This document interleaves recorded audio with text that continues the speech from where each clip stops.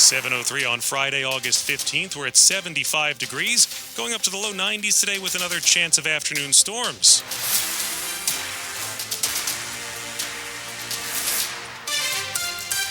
Good morning, I'm John Aaron. I'm Michelle Basch. Our top local story. It appears the Trump administration is again stepping up its crackdown on D.C.'s police force.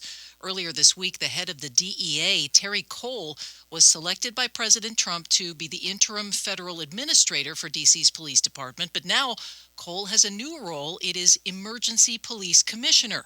WTOP's Kyle Cooper has details. Attorney General Pam Bondi late Thursday said Cole has the powers of police chief, and the D.C. police force can't issue any orders without his approval. The move calls into question Chief Pamela Smith's role in the department now. D.C. leaders were quick to clap back. D.C. Attorney General Brian Schwab issued a statement calling the move unlawful and saying D.C. officers must continue to follow Smith's direction, and the Trump administration does not have the right to alter the chain of command. Mayor Bowser saying on social media there is no statute that conveys the district's personnel authority to a federal official. Kyle Cooper, WTOP News.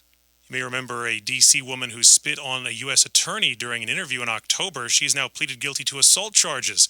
That's not the only time authorities have had to deal with some abuse. More from WTOP's Valerie Bonk. When talking about the use of police force, President Trump said if someone spits on an officer, they can hit that person.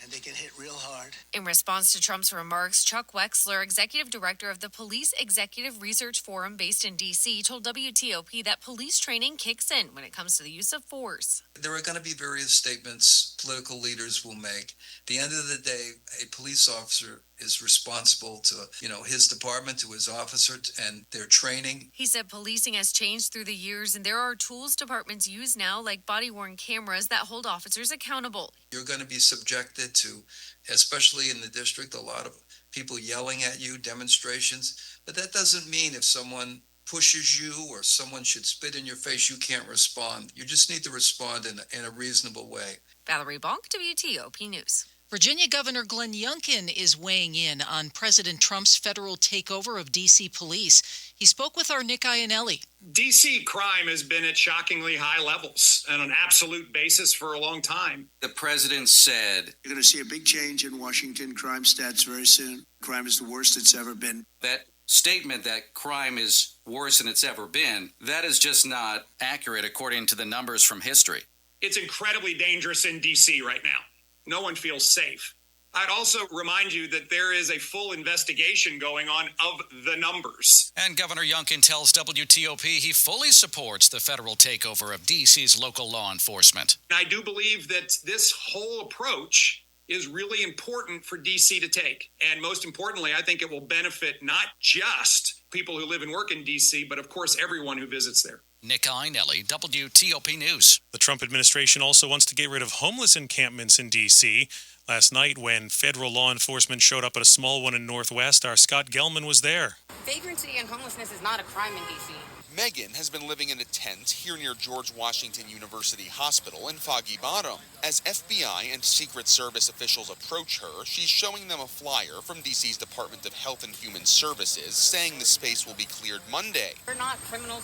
We're not drug addicts. We don't like shelters because it's feels like prison, and then they put you in with the craziest people off the street. White House Press Secretary Caroline Leavitt says anyone who refuses to leave an encampment will be fined or jailed. But this large group of federal law enforcement officers is leaving without clearing this one. We want to offer connections to homeless services. We will provide storage opportunities if they have stuff they want to store. And we will, if they decide they don't want to go to shelter, then we will look at other options for them. Wayne Turnage is the city's deputy mayor for Health and Human Services. After they finish, we would have using DPW to pick up any items or debris that was left. In Northwest, Scott Gelman, WTOP News. The Charles County Volunteer Fire and EMS Association is out with an urgent warning for you about unauthorized fundraising efforts. They say they've been made aware of groups falsely advertising the need to help a family involved in the tragic Sunday fire that left 6 people dead in Waldorf. That was on Sunday. It's being circulated in the name of the Maryland State Firefighters Association, but these efforts have not been coordinated with any official fire or EMS department, nor with the Maryland State Firefighters Association.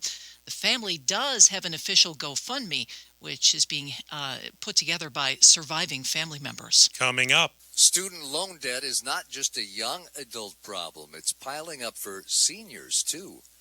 I'm Jeff Claybaugh. Traffic and weather in 30 seconds.